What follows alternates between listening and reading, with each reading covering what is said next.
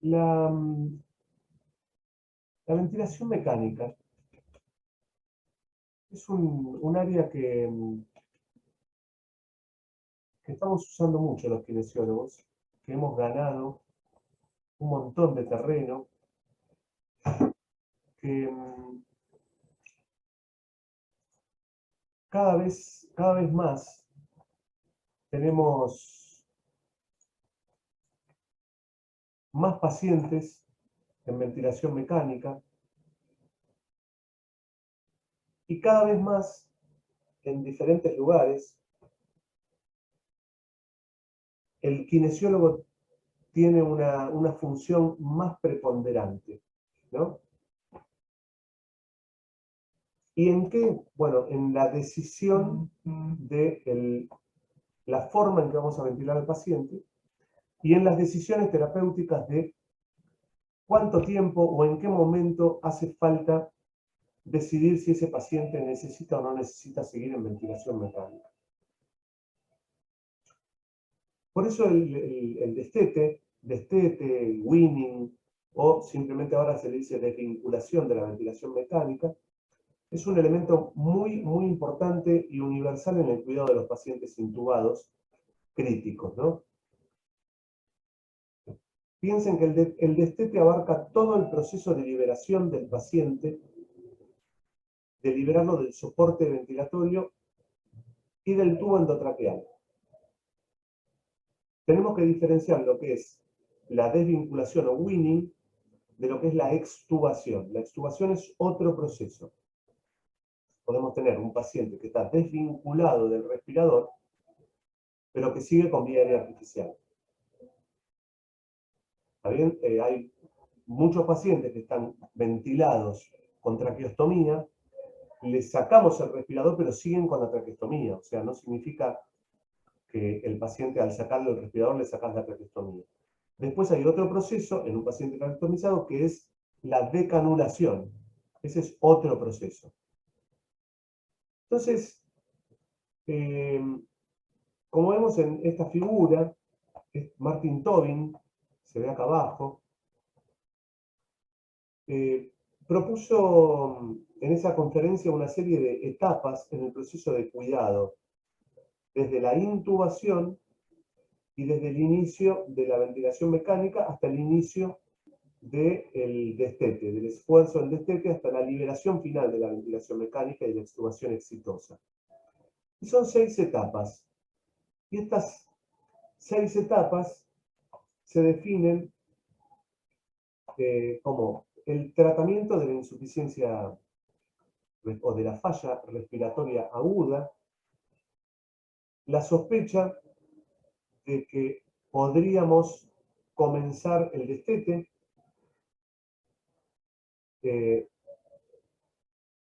la evaluación de ese paciente, qué criterios tiene para realizar el destete, se hace una prueba de respiración espontánea, que ahora vamos a ver cuáles son, tubo enteo, presión y soporte, y después acá es donde terminaría el weaning. Obviamente la frutillita del postre del weaning es la retirada del tubo endotraqueal, que es la extubación. Pero la extubación tiene 2 resultados. Puede ser exitosa o puede ser un fracaso. ¿El fracaso cuál puede ser? Que este paciente, antes de las 24 o 48 horas, depende de alguna definición de lo que es fracaso de la ventilación mecánica, haya que reintubarlo.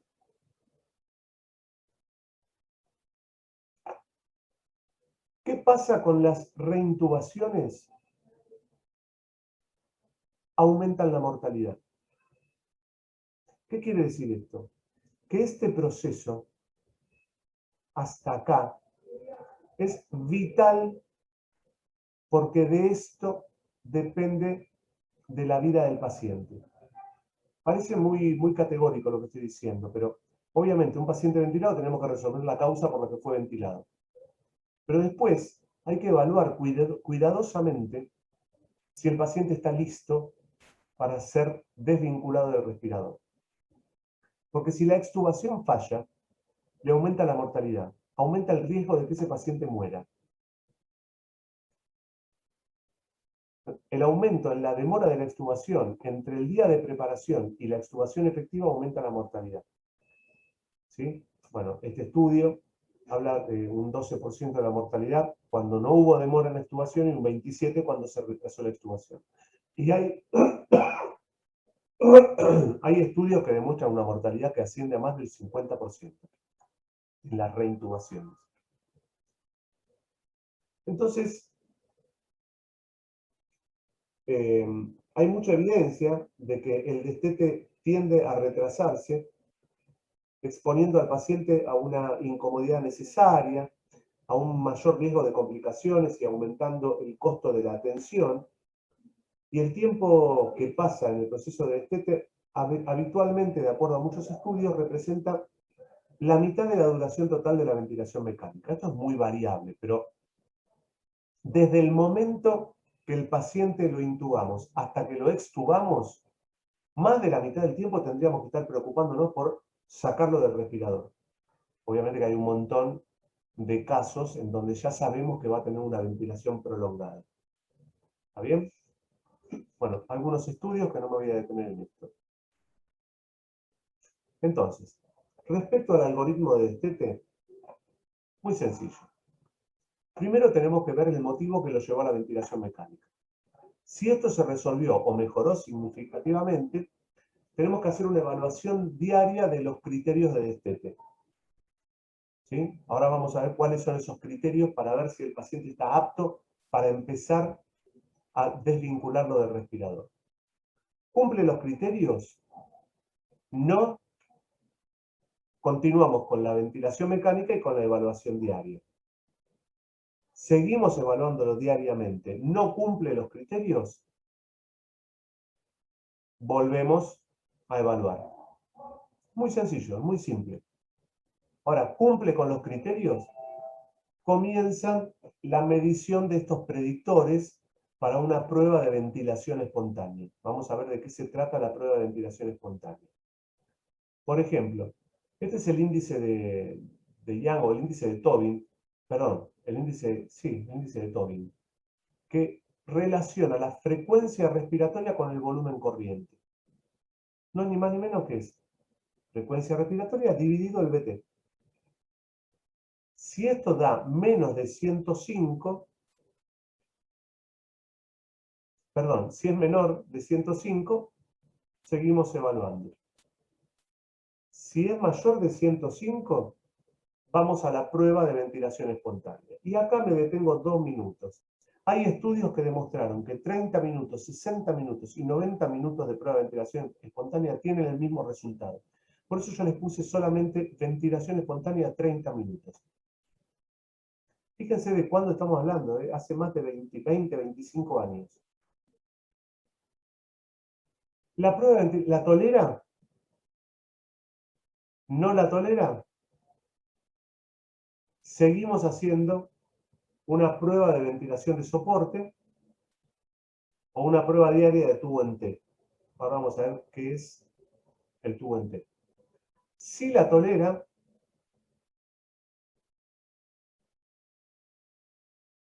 podemos decir que cumple con los criterios para la extubación.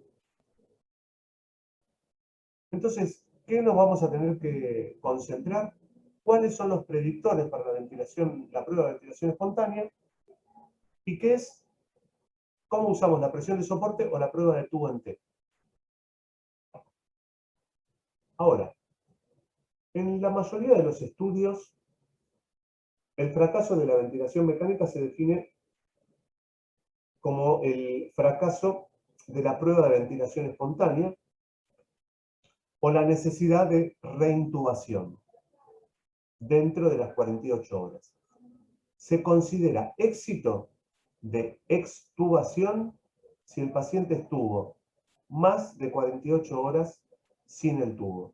Si se lo reintuba después de 48 horas, no se considera fracaso de la extubación. Entonces tenemos que ver algunos índices objetivos de fracaso, como la taquipnea, la taquicardia, la hipertensión, la hipotensión, la hipoxemia o la acidosis y la presencia de arritmias. Hay otros índices subjetivos del fracaso, como ser la agitación o la angustia, el estado mental, un estado mental deprimido, las alteraciones del sensorio, diaforesis, el paciente sudoroso, y que haya alguna evidencia de un esfuerzo creciente respiratorio. Y pensemos que el fracaso de una prueba de ventilación espontánea a menudo está relacionado con una disfunción cardiovascular o con la incapacidad de la bomba respiratoria para soportar la carga de la respiración. Ahora bien, la falla de extubación puede estar relacionada con estas mismas causas, ¿no? Causas cardíacas, de la bomba cardíaca o de la bomba muscular, y además pueden estar dadas por una obstrucción de la vía aérea superior o por secreciones excesivas, que es lo que estuvimos hablando recién. Muchas veces un paciente intubado cumple un montón de parámetros para extubarse en cuanto a fuerza muscular, el sensor y demás, pero tiene excesiva cantidad de secreciones y no las puede manejar adecuadamente. Entonces la extubación fracasa porque no puede manejar su moco y se le generan tapones de moco y este paciente vuelve a la intubación. El fracaso de la extubación, habíamos dicho que se asocia con una alta tasa de mortalidad, ya sea pacientes de alto riesgo o induciendo efectos nocivos tales como, no sé, la aspiración, la atelectasia, la neumonía. Y fíjense que curiosamente la mortalidad no aumenta, especialmente cuando la falla de la extubación se relaciona con la obstrucción de la vía aérea superior. Esto ocurre en 1 de cada 9 pacientes en algunos estudios. Pero aumenta marcadamente en otros casos, en casos que no sea por la obstrucción de la vía aérea. ¿Cuáles son los predictores de falla de Winning? Bueno, algunos estudios, yo les pongo la referencia para que les quede, informaron predictores de falla de extubación como exceso de secreciones, una presión arterial de dióxido de carbono muy alta, mayores a 45 milímetros de mercurio, una duración de la ventilación mecánica mayor a 72 horas, algún trastorno que haya en la vía aérea superior o algún intento previo fallido de extubación. Todos estos ya son malos predictores del Winning, en donde un paciente de más de 72 horas ya va a ser un Winning más dificultoso. La tasa de fracaso del Winning, del destete, después de una prueba de ventilación espontánea, en este estudio informaron que tuvieron una tasa de fracaso del 26 al 42%. Se ve en esta tabla.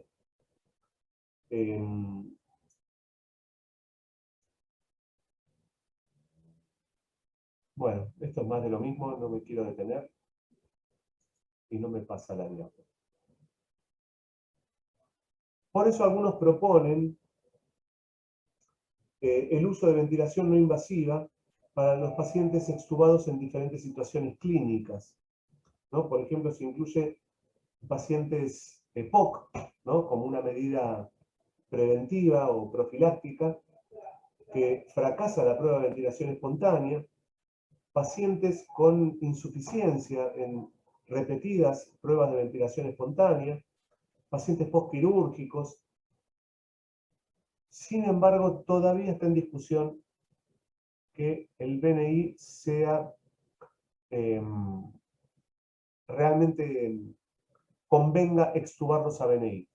Así como les digo esto, les digo que en nuestra experiencia hemos tenido varios casos de pacientes que los pasamos directamente a BNI. ¿Cuáles son esos casos? Casos de pacientes que pueden no depender del respirador, pero hay que mantenerles un determinado nivel de PIP. Entonces, ¿cómo hacemos para mantenerles esa PIP? Le ponemos BNI. Entonces, preservamos la vía aérea, les retiramos el tubo, pero inmediatamente le sacamos el tubo y le ponemos la ventilación no invasiva. Bueno, y hay mucha evidencia.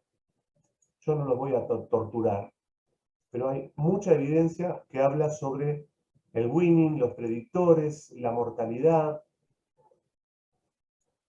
Hay mucho para leer, chicos. No sé si lamentablemente o por suerte, mucho material y mucho material que sigue saliendo permanentemente. Y ahora surge un nuevo desafío con los pacientes COVID. ¿Sí? Piensen que los pacientes COVID son pacientes que los graves se ingresan a la terapia intensiva, son pacientes que terminan siendo ventilados y son pacientes que siguen ventilados hasta que se resuelve el cuadro infeccioso, con lo cual tenemos pacientes ventilados bastante tiempo. Hay pacientes que terminan estando 30 días, 40 días ventilados.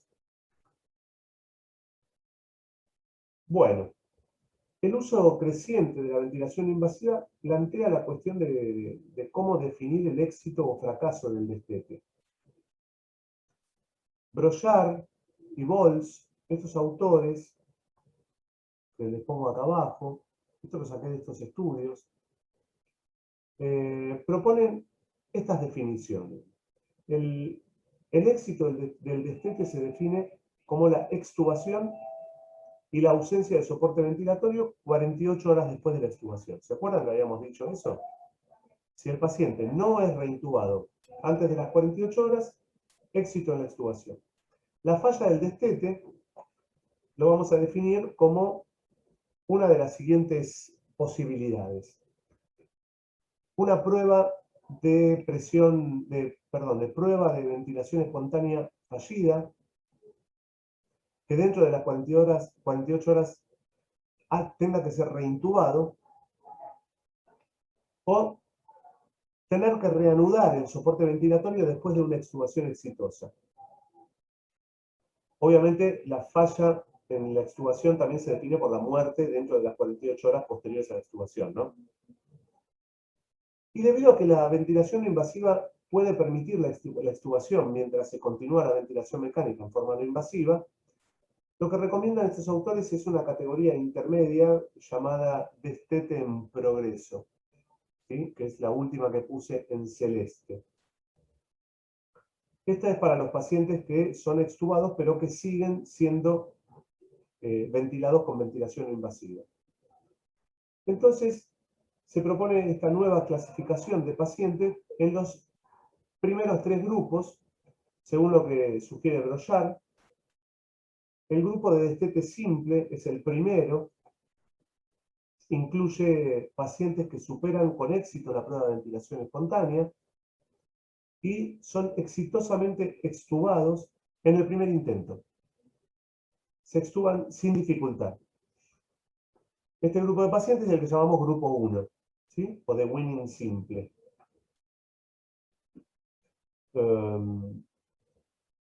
Algo más les quería decir de esto.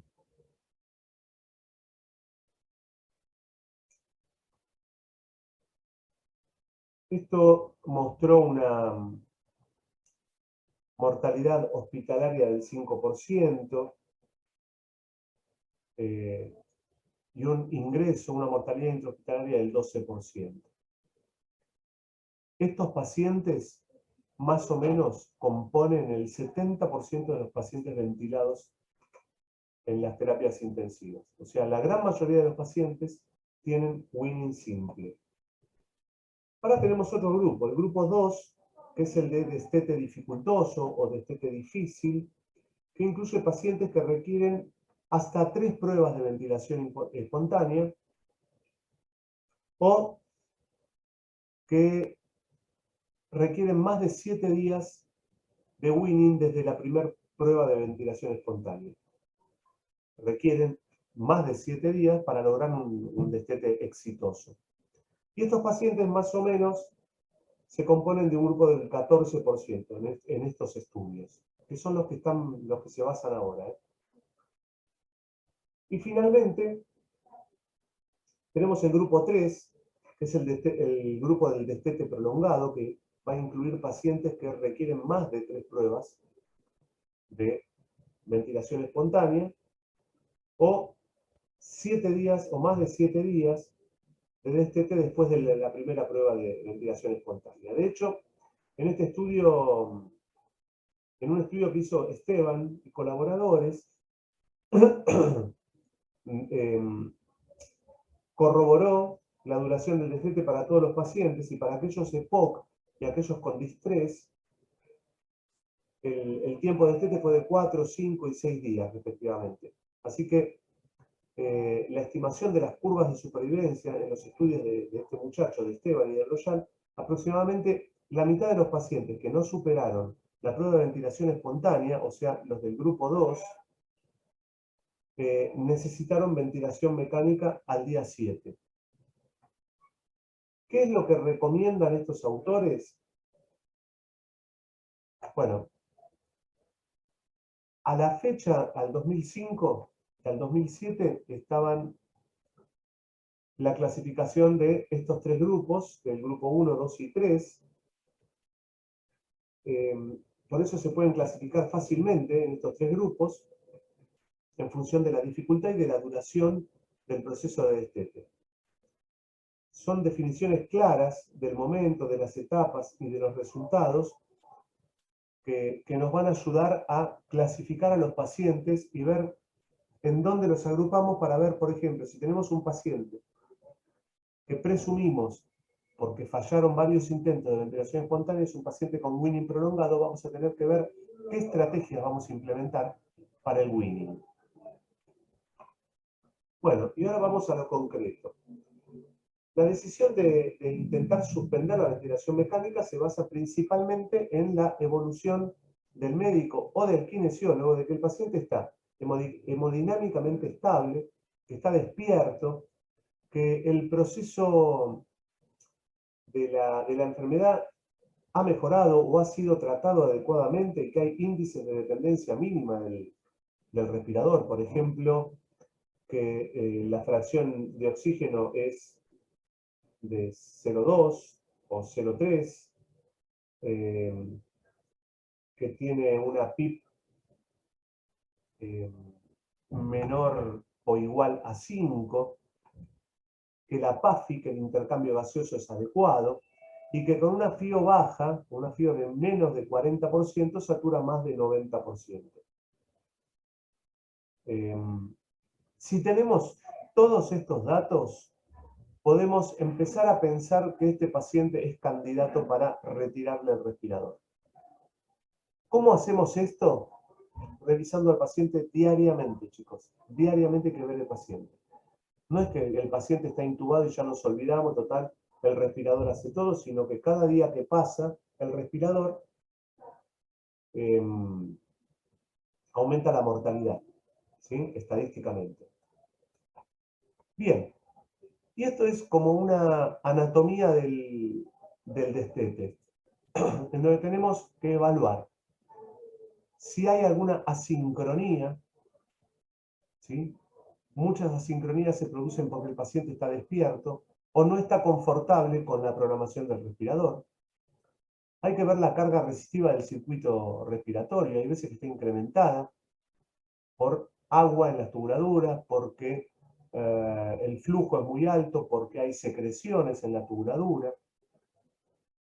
Hay que evaluar la compliance, hay que evaluar el incremento de la carga elástica, que es lo que pasa, por ejemplo, en la neumonía, en los casos de autopip, distrés, si hay distensión abdominal. Evaluar la función del diafragma. Esto se ve claramente en una placa de tórax. Si hay un ascenso desmedido o descenso, una diferencia, una asimetría entre los dos semidiafragmas, lo cual nos puede hacer inferir que hay una parálisis diafragmática. Si hay alguna disfunción cardíaca, ¿sí? Alguna enfermedad coronaria. Piensen que cuando le sacamos la presión positiva caen las presiones y esto puede generar hipotensión. Si hay broncoespasmos, si hay secreciones, si hay autopip, ¿sí? O sea, evaluar las cargas resistivas de las vías respiratorias. Evaluar si hay laringoespasmo. Esto se hace con una prueba del balón, desinflando el balón. Y ver, con las pruebas de ventilación espontánea, cómo está conservado el drive respiratorio, si tiene iniciativa respiratoria. Hay que hacer todos los días una ventana de pseudoanalgesia. ¿Qué significa esto? Bueno, a ver, vamos a sacarle o disminuirle la sedación para ver cómo responde el paciente. Y después, por último, esto ya corre más por parte del médico, evaluar si hay algún trastorno endocrino, fundamentalmente hipotiroidismo. Esto vendría a ser como una anatomía del Winning, es lo que tendríamos que revisar todos los días en un paciente ventilado. Bien. Tenemos que realizar siempre una búsqueda muy exhaustiva y sistemática de patologías que son potencialmente reversibles en todos los pacientes que no cumplieron con el destete simple, ¿no? Cuando fracasó el primer intento, como lo definimos antes. Y entonces tenemos que evaluar la insuficiencia respiratoria, la carga cardíaca, si hay buena competencia neuromuscular, los valores musculares que tiene el paciente, evaluar la enfermedad clínica, si hay alguna anomalía neuromuscular, factores neuropsicológicos para evaluar qué tipo de sedación le vamos a poner, y si hay trastornos metabólicos o endócrinos. Entonces, la decisión de intentar suspender la ventilación mecánica se basa principalmente en la evaluación del médico, que el paciente esté hemodinámicamente estable, que esté despierto, que el proceso de la enfermedad haya sido tratado adecuadamente y que hay índices de dependencia mínima del respirador, como les dije hace un rato.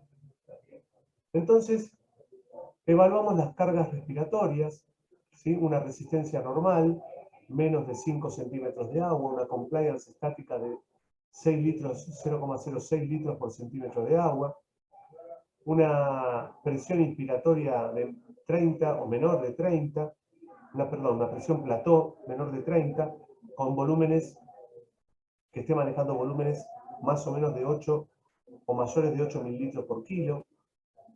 Que la Pimax, que es la presión inspiratoria máxima, que creo, si mal no recuerdo, que habíamos estado hablando de esto, tenga valores altos. Obviamente es una presión inspiratoria, es presión negativa, por eso está en menos. Cuanto más negativa, es decir, cuanto más alto es este valor, menos 25, menos 30, quiere decir que el paciente tiene una buena fuerza para tomar aire. Esto evalúa de manera indirecta la fuerza de los músculos inspiratorios.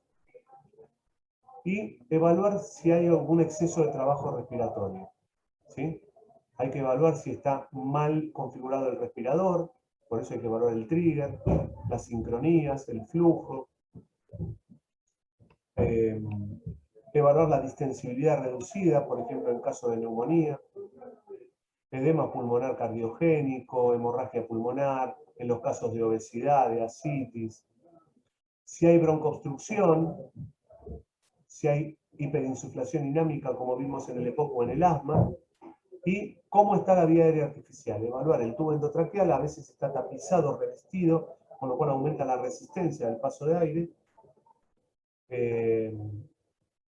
Si hay edema de glotis y si hay presencia de secreciones. Bueno, un resumen en este cuadro de cuáles son las causas de aumento de la carga del trabajo respiratorio. Lo voy a pasar porque si no, no terminamos más. Esto es muy largo. No nos olvidemos que el paciente con anemia va a tener alteraciones en la saturación, pero que no tienen que ver con el intercambio gaseoso, sino que tienen que ver con el transporte de oxígeno. Bien, de acá.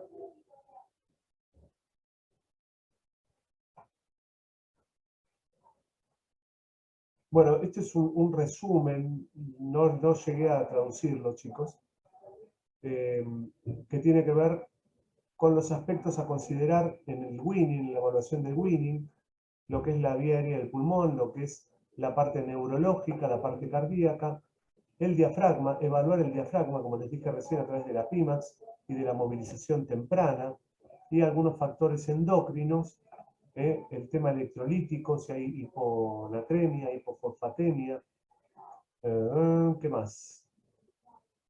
Bueno, y algunas estrategias para el winning dificultoso.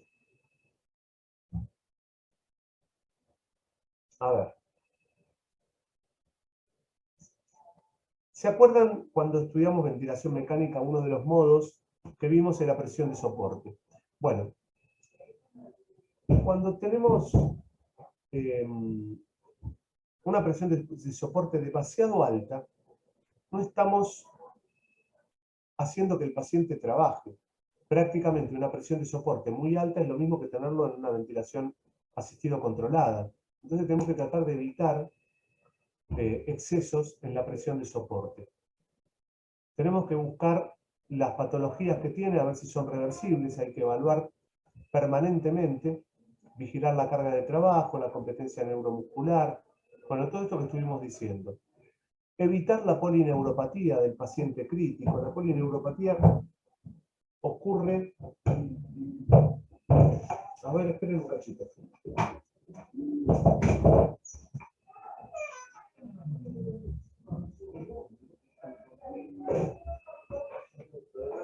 No pasa nada, no pasa nada. Están haciendo un agujero en la pared al lado y digo, están peleando con un paciente. Disculpen, chicos. Bueno, la polineuropatía. Hay una entidad que es la debilidad adquirida del paciente crítico y que tiene que ver con un montón de factores. Tiene que ver con la pseudoanalgesia, con el tiempo de ventilación mecánica, con la enfermedad crítica, y tiene que ver con la acción o la falta de acción del personal de salud. En lo que nos compete a nosotros, con la acción o falta de acción de los kinesiólogos. Nosotros tenemos que pensar como kinesiólogos y ver que estos pacientes, por más que estén sedados y por más que estén conectados a un respirador, estos pacientes hay que moverlos. Y hay que tratar de hacer ventanas de sedación en la analgesia para que el paciente empiece a estar activo, porque si no, después nos va a costar la rehabilitación posterior. Y esto es una apreciación personal. Yo trabajo en terapia intensiva, entonces, el paciente que está en terapia intensiva está crítico. A mí lo que me interesa es que resuelva la patología crítica. El paciente sale del respirador, sobrevivió, lo dan de alta o lo pasan a clínica médica. En clínica médica está un par de días y lo mandan a la casa. A ese paciente yo no lo veo más. Sin embargo, ese paciente se va con un montón de secuelas, con secuelas que se podrían evitar. Que se podrían evitar, por ejemplo, con el manejo kinésico en la terapia intensiva. Pero como no son pacientes que nosotros seguimos, perdemos de vista eso. Y está mal. ¿Por qué? Porque habitualmente lo que hacemos en terapia intensiva nos gustan, es una manera de decir, ¿no? Estamos muy abocados al paciente crítico y no tenemos la mentalidad de pensar en el paciente crónico. Bueno, esto aumenta la mortalidad también. Realizar pruebas de tubo en T más de una vez por día o soporte ventilatorio 24 horas. A ver, pensar en la traqueostomía. Hay pacientes en donde siguen sumando días de ventilación mecánica y el tubo endotraqueal está pasando entre las cuerdas vocales, genera lesiones en la faringe, en la laringe. Entonces, muchas veces es conveniente a este paciente que vamos a saber que nos está costando sacarlo del respirador, que está en un winning dificultoso, muchas veces se opta por traqueostomizarlo. Sigue siendo un tema discutido. ¿Sí? Bien. Bueno, y como les decía, ¿quiénes son los que se benefician con una traqueostomía temprana? Y los que no toleran el tubo endotraqueal, los que necesitan altos niveles de sedación. Entonces, para bajarle los niveles de sedación y eliminar este desconfort del tubo endotraqueal, se le hace una traqueostomía. Pacientes que tienen mucha resistencia o sobrecarga de los músculos respiratorios, pacientes que se pueden beneficiar con la comunicación y con la alimentación oral, pacientes que van a terminar siendo crónicos, ventilados crónicos, se le hace una traqueostomía. Bien. La ventilación mecánica prolongada se asocia con una mortalidad y una morbilidad muy significativa. Por eso, el destete se tiene que considerar tan pronto como sea posible en el curso de la ventilación mecánica. El proceso de destete inicial del ventilador implica una estrategia que tiene dos pasos. Comienza con una evaluación sobre la preparación para el destete, que luego va a ser seguida por una prueba de ventilación espontánea, como una prueba de diagnóstico para determinar la posibilidad que tiene este paciente de una extubación exitosa. Fíjense de hecho que para la mayoría de los pacientes todo el proceso de destete simplemente implica la confirmación de que el paciente está listo para una extubación. Los pacientes que cumplen con los criterios que están informados acá en esta tabla, ¿sí? Los criterios... ¿Sí? A Micaela salió y necesita entrar. Gracias. Les decía, bueno, están viendo, ¿no, chicos? Me aparecen ventanas acá que no sé qué es. Entonces, a manera de resumen, lo que tenemos que ver para comenzar el winning. Yo me quiero detener en las pruebas de ventilación espontánea. ¿A qué llamamos pruebas de ventilación espontánea? Bueno, tenemos algunas evaluaciones clínicas simples, que son evaluar la agitación, el estado de ansiedad del paciente, el estado mental, si comprende órdenes o no, si se pone cianótico o diaforético, si hay, durante la prueba de ventilación espontánea, vemos que empieza a haber un esfuerzo creciente para respirar, hay un aumento de la actividad muscular de los músculos accesorios respiratorios que va en aumento. Parece muy subjetivo esto. De hecho, es una valoración subjetiva. La cara del paciente, si se lo ve confortable o no, y si refiere falta de aire.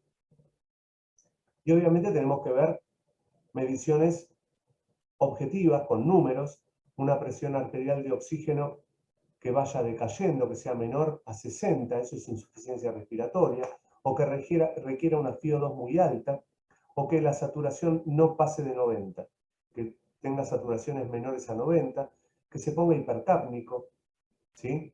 Que el pH vaya en descenso, que el índice de Tobin sea alto, que la frecuencia respiratoria se ponga muy alta. Bueno, estas son mediciones que tenemos que tener en cuenta al momento de hacer una prueba de ventilación espontánea.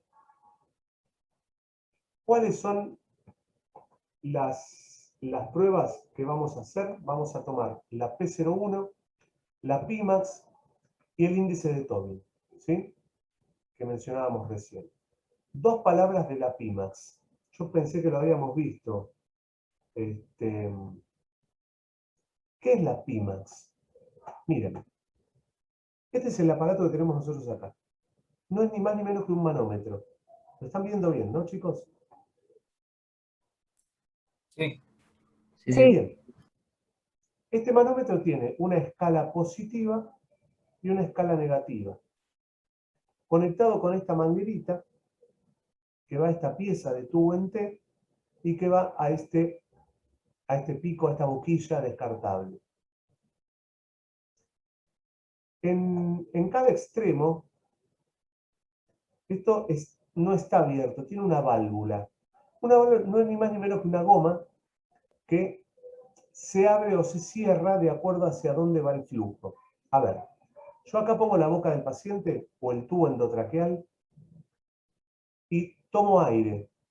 Cuando tomo aire, hay un flujo en este sentido. ¿Está bien? pero el aire lo va a tomar de acá. Supongamos que esta es la válvula inspiratoria. Entonces, cuando yo chupo aire acá, el descenso de la presión hace que la gomita se abra y el aire entra por acá. ¿Está bien? ¿Hasta ahí me siguieron? Sí. Sí, profe. Bien. Ahora, si yo tomo aire por acá, acá no me va a generar ningún cambio de presión y esto no me va a marcar nada. Entonces, ¿qué hago? ¿Ven este tapón rojo? Se lo pongo acá. Y le pido al paciente que tome aire. Habitualmente se pide desde la capacidad residual funcional. Es decir, le pido que largue el aire en una expiración normal, largue el aire. Bueno, ahora toma aire. Le avisás que no va a poder tomar aire, pero que haga fuerza. Entonces, al cerrarse esta válvula, acá hay una caída de presión y esta aguja se me va para este lado.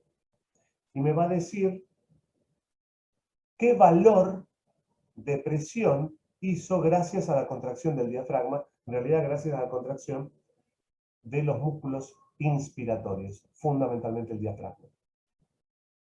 ¿Está bien? Yo tengo que tener una Pimax mayor a 20 o 30 centímetros de agua. Si el paciente hace fuerza y no llega ni a 10, ese paciente yo estoy seguro que no va a poder soportar respirar solo. Necesita asistencia del respirador. ¿Entienden? Si yo hago al revés, si yo dejo destapada esta y le pido al paciente que sople con fuerza, pero tengo que destapar esta porque esta es la que se va a abrir. Acá está la válvula expiratoria. Cuando el paciente toma aire, el aire entra por acá. Cuando sopla, esta válvula no le va a dejar salir el aire. Entonces va a hacer fuerza, va a haber un aumento de presión en todo este circuito, pero no va a salir el aire. Y eso me va a dar pauta de la Pmax, de la presión expiratoria máxima, y que me va a referir si el paciente tiene fuerza para expirar. Eso, con el pico flujo tosido, es un parámetro para ver si el paciente puede manejar sus secreciones, si va a poder tener una tos efectiva. Pero bueno, vamos a hablar solo de la Pimax. Una Pimax menor a 20 es un predictor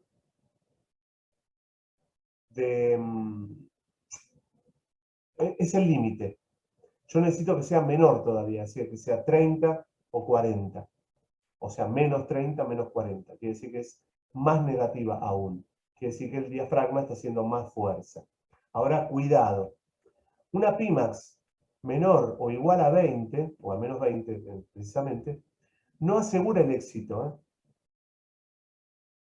Pero una Pimax mayor de 20, o sea, que haga menos fuerza, tampoco predice el fracaso. ¿Por qué les pongo esto? Porque es un dato más. No significa que si la Pimax es baja directamente no lo extubamos. Es un dato más. ¿Está bien? La P01 es la presión de oclusión de la vía aérea. ¿Sí? Es la presión que ocurre en los primeros milisegundos del drive respiratorio. Ahora bien, el valor normal es de menos 2 centímetros de agua. Se mide con el respirador esto, chicos. Un predictor de éxito es entre 0 y menos 6. Esto lo que va a mostrar, un valor elevado, va a mostrar un desequilibrio entre la carga mecánica y la función neuromuscular. Pero, ¿saben qué? Ningún estudio ha determinado el umbral que determine el éxito del fracaso. Quiere decir que con los dos valores hasta ahora, el Pimax y la P01, no nos vamos a casar con esto. Hay otros predictores, que es el índice de respiración rápida y superficial. Esto lo dijo Yang y Tobin en el 91. se mide en litros, es mayor a 106 respiraciones por minuto por litro, tiene una buena sensibilidad, pero poca especificidad, y hay mucha variabilidad en los estudios, ¿sí? Hay diferentes puntos de corte, hay diferentes metodologías para tomarla. Esto tiene que ver también con la duración de la RM y las características de los pacientes. Entonces, ¿qué hacemos? Vamos a hablar finalmente de la prueba de ventilación espontánea. Tenemos varias opciones. Básicamente tenemos la prueba de tubo en T, que ahora les voy a mostrar de qué se trata, y la prueba de ventilación de soporte, que es la que vimos.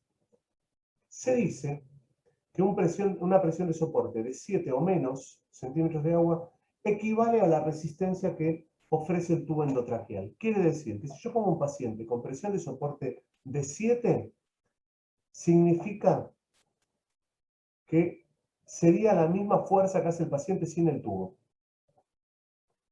Después hay otras opciones, que es la presión de soporte con menos de 7, pero con PIP, que es lo mismo decir que le ponemos BNI con 5 de PIP. Otra opción es un CPAP de 5 centímetros de agua.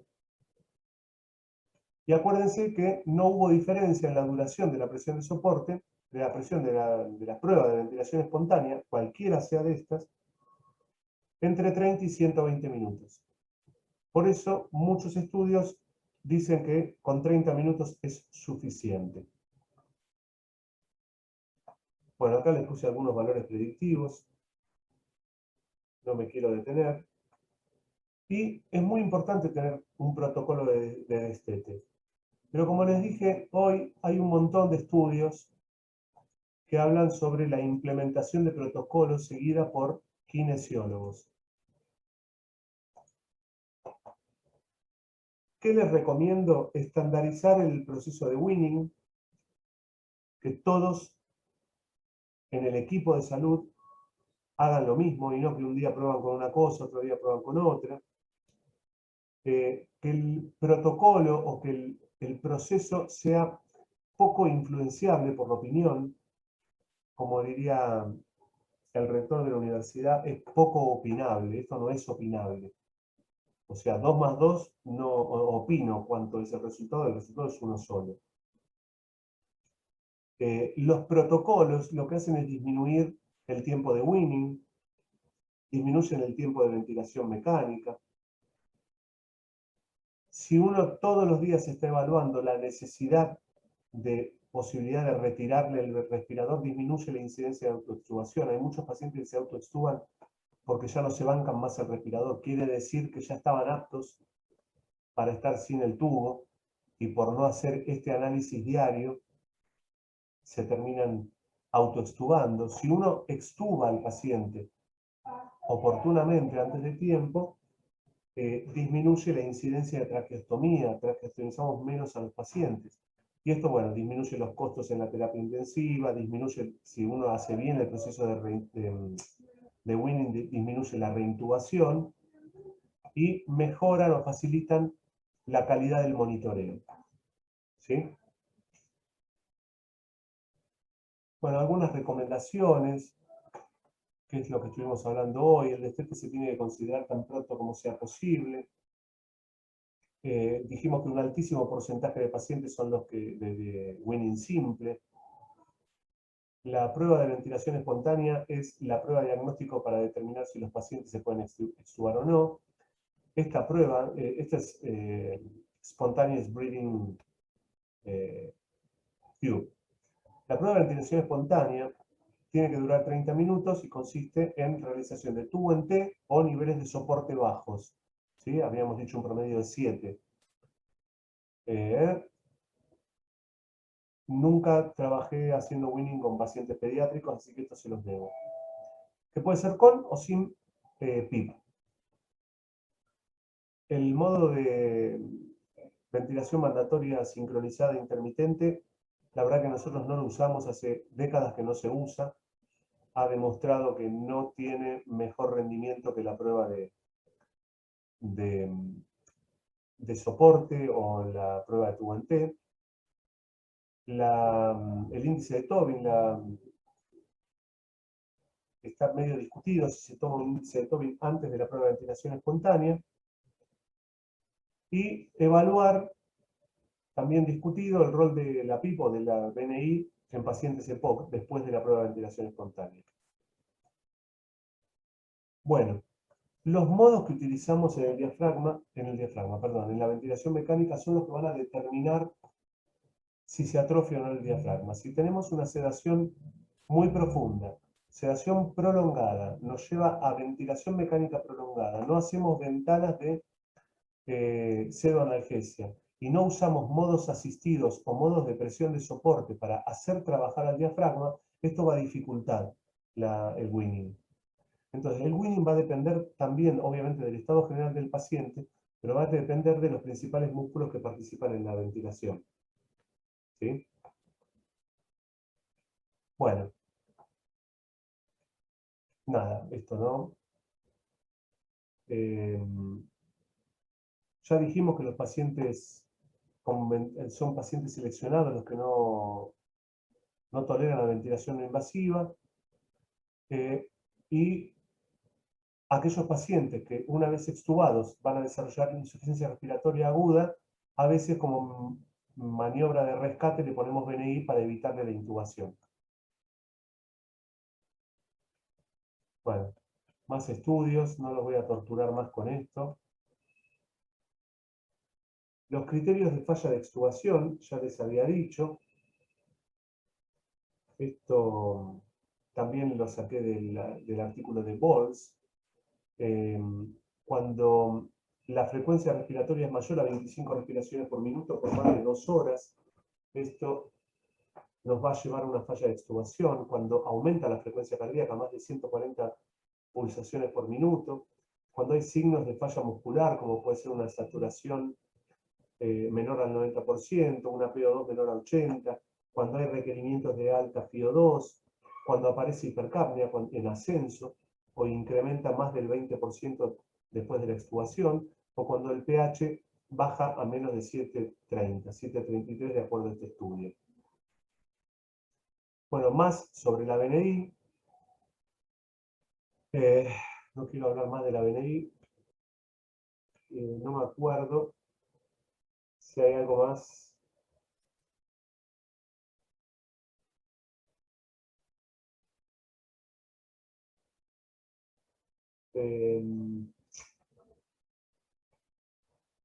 Estos son modos ventilatorios que traen algunos de los respiradores, el Tube Compensation, la compensación automática del tubo, lo traen los respiradores Puritan Bennett, es muy específico. Lo mismo que la ventilación asistida proporcional, el PAP Plus, no vamos a destinar tiempo ahora. Para cerrar, la presión de soporte o la presión asistida controlada es preferible antes que la ventilación controlada absolutamente.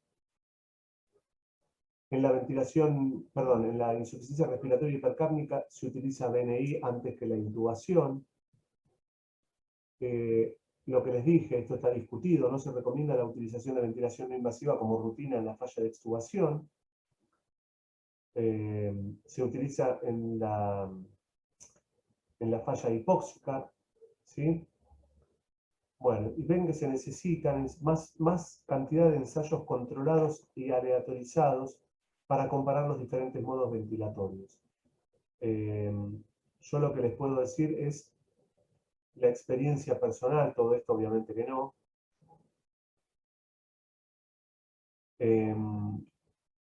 Las técnicas de destete, entonces, siempre se mencionan estas, tubo en T y presión de soporte. Esto lo tachamos.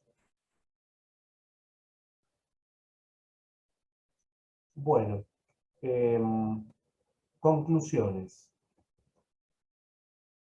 A ver, tenemos que considerar el contexto. ¿Qué significa esto? Tenemos que ver, primero, en dónde trabajamos, cuántos kinesiólogos hay y qué acceso a la toma de decisiones tenemos como kinesiólogos, primero. Segundo, cómo trabajamos en equipo. ¿Sí?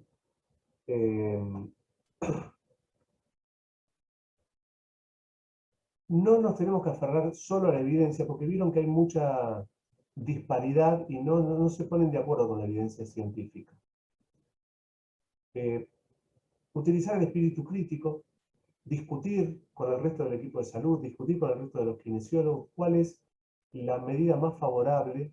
Hay lugares en donde solo usan presión de soporte, otros donde solo usan la prueba de tubo en T, y lugares en donde utilizan, como nosotros, en nuestro caso, que utilizamos las dos cosas, tubo T y prueba de presión de soporte. Hay lugares que usan primero presión de soporte y después tubo en T. Está demostrado que no sirve. Y obviamente, chicos, trabajo en equipo.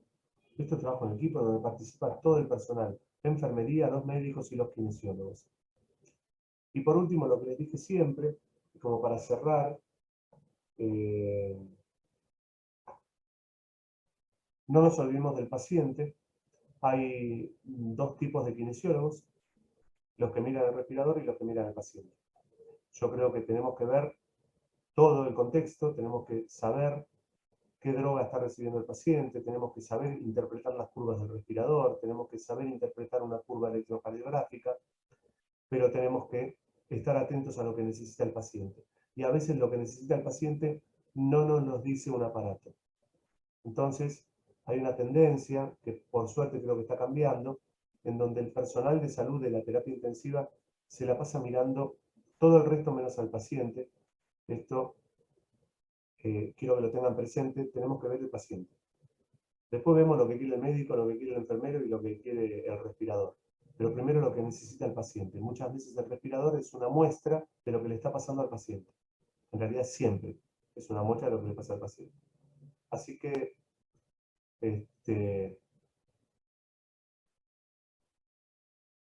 bueno, por mí, nada más.